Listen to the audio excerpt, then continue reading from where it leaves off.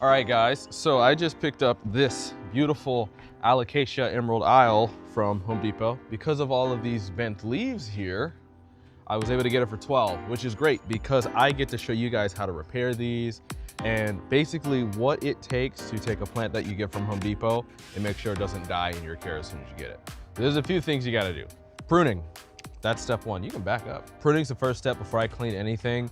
Cleaning is kind of like the last step because if we get soil everywhere, it just gets dirty. So I'm gonna cut off some of these. What I'm looking for is leaves like this. If they're yellowing or they've got bends in their stems, while you can repair them, sometimes it's a bit too severe, like especially if the crimp is right at the base there. You just wanna cut them off because nutrients are still going into the leaves. Also, look at that, that is an aphid. Come here. This is an aphid. You can actually see it moving. If I were to introduce that into the house, that would be a freaking problem. So that's why we check and we clean. This is exactly why. So let's just cut this off. One thing with your shears, sterilize them. Plants work just like humans. If you're using an unclean tool, your plant's gonna get an infection. So we're just gonna clip some of this stuff back here. This one, I'm kind of sad it has to go. Ooh, okay, I gotta inspect all these leaves. So here's what I'm looking for whenever I'm inspecting. Inspect the stems here. Alocasias and calocasias, they are prone to spider mites. And sometimes with the bigger one like you saw, there were aphids. That could have been from Home Depot. That could have been from anywhere. So just make sure to inspect these because I saw an insect on one. Oh, come here, this is perfect. Look at this. This is a mealybug. This is a thrip. Please ignore right it. This here. is a thrip. These are what thrips look like. I'm gonna keep saying this. Mealybugs. It's not mealybugs. It's a thrip. I'm chew holes in sorry. your plant. Here, you can even see it better from this side. You can see the light shining straight through that. That's the damage that mealybugs do to your plant if you don't get rid of them. So that's also why we wipe them down. So we're just gonna wipe that right off. That is gross. And I am going to not use this cotton swab because I may end up transferring that live bug to another leaf.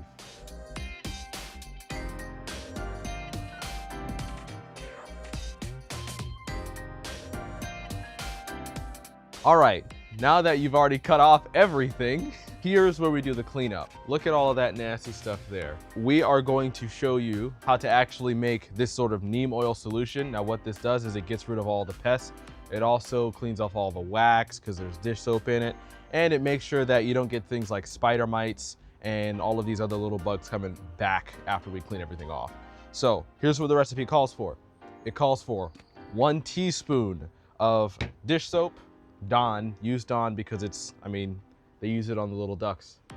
And 2 teaspoons of neem oil. Now this is for 1 liter of water. It can be warm water. However, the water that you use, make sure that you let it sit out. There's chlorine in the waters, and when you let it sit out, the chlorine evaporates from the water. That's why they tell you before you water your plants, leave it out maybe a day before, so all those chemicals, those little things that they put in your water can evaporate out of it, or else you may burn the plant. Also, we use the dish soap because it acts as an emulsifier, and what that means is, and this is for you cooking nerds, if you have an ingredient that is heavier or lighter than an ingredient, an emulsifier binds those 2 chemicals together, making sure that they stick.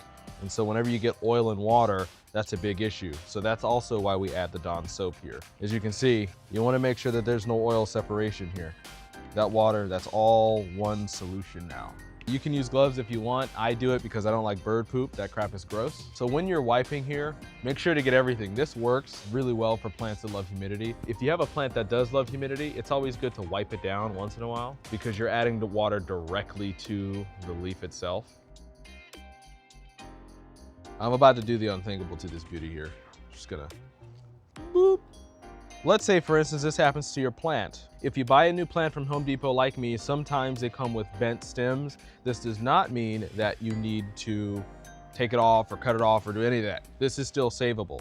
Here's how you do it. Q-tips, cinnamon, and some twine or these little metal ribbon guys that you can wrap the twigs around. So come here, Jamal. It's not his real name. So the idea is this. Typically this works if the stem is already broken, like there's an actual wound.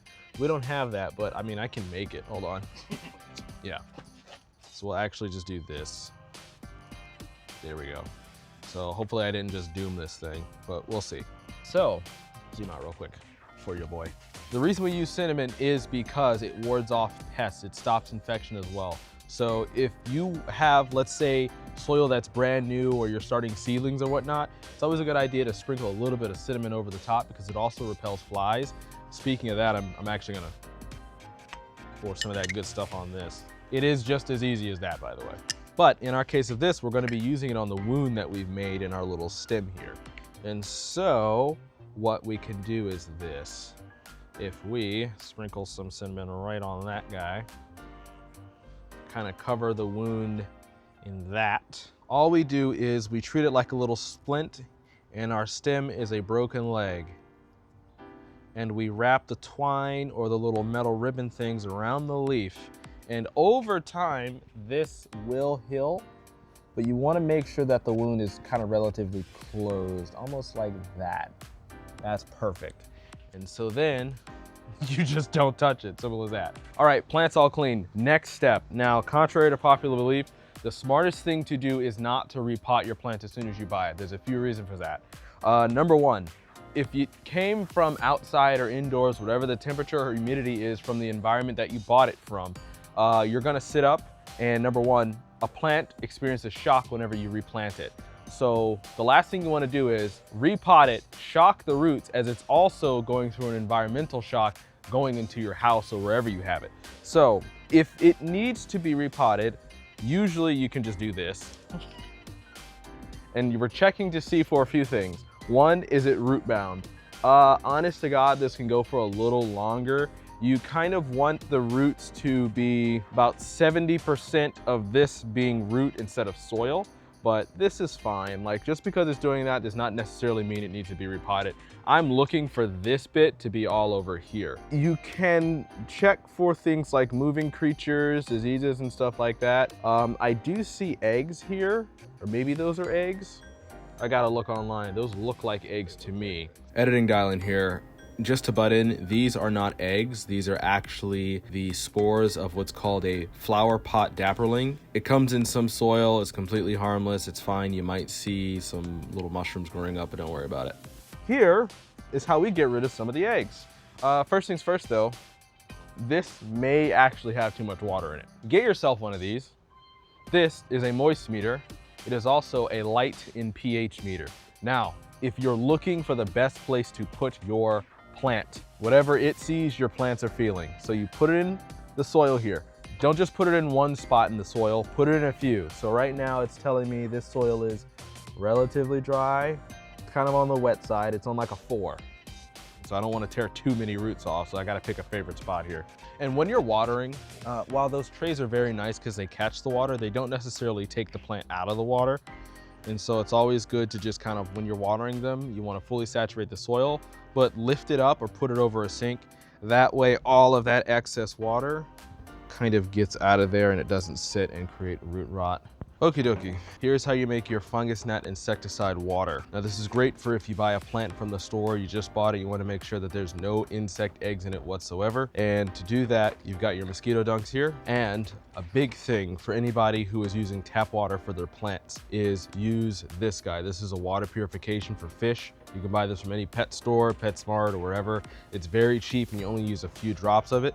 But what that does is it turns hard water, if you live in a city with high amounts of lead and heavy metals and chlorine, into more usable water. And so I just put 2 to 3 drops in for a gallon. The same thing goes with the mosquito dunks. You're supposed to use 2 to 3 tablespoons of it, however much this is. I'm guessing this is at least 2 tablespoons worth. But if you have the donuts, just bang them up, turn it into a powder, dunk it in here, and you just let the water sit. So let it sit for about 30 minutes to overnight, depending on, you know, how severe you want to have this concentration here, but that's it. Super simple. After you get done watering the plant with the liquid insecticide here, this is a double-sided method. Once you pour the insecticide into the soil, and you want to make sure that any adults that don't die, or maybe they're too late in their little larva stage to be affected by the neem and the what the fuck else is it? The mosquito bits. Get these guys, these little sticky yellow traps. That way you catch any adults that are flying or about to get out. But also if you have gnats in your garden already, it catches those as well. And that's how you make sure that if this does have any bugs in it, you get rid of them. But also if your other areas have bugs in it, it also gets rid of them. So I'm just gonna put it right somewhere in here. Now to determine whether or not you actually want this guy to come inside, typically 2 to 3 months, they say in quarantine. However, I have never done that with any of my plants. Now I've paid for that in a spider mite infestation. Luckily it's gone, but I would say if the plant soil looks relatively clean, you've cleaned it off, like the outside of these leaves weren't infested with any spider mites or anything, this is kind of ready to come inside now, especially if it's windy where you are like these. There's no fenestrations that allow the air to go through, so this guy's just gonna blow over. So I'm actually gonna bring it inside, but if you do bring it inside, try to keep it like away from the room. Segregate it. Segregate your plants. Ironic, right? Segregate your plants. After quarantine is done for your plants, you're looking for the final place to put it. The biggest thing is light, obviously. How to determine where your lights are. Now, just heads up, I would say if you have grow lights and they're rather large, keep them about a foot away from your plant. I was looking online and they were like, the same amount of real sun hours that you give your plants outside, you can use the same on the inside. So there's no like conversion chart. With that being said, about a foot away, try to get as much coverage as you can. And with plants like these, they tend to bend towards the sun. So just make sure to kind of rotate it occasionally. Another big thing is for fig trees, I don't know if it works for this, but for figs, shake the leaves occasionally. And it teaches them to grow stronger, I crap you not. So like every few weeks or once every week or twice every week, just shake the plant and it'll harden those stems right up. But that's it. Once you got a good, nice spot for your plant, you are ready to go and pray to God that it doesn't die.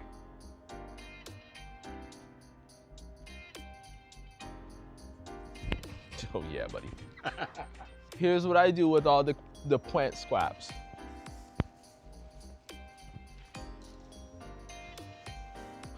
To the earth they go.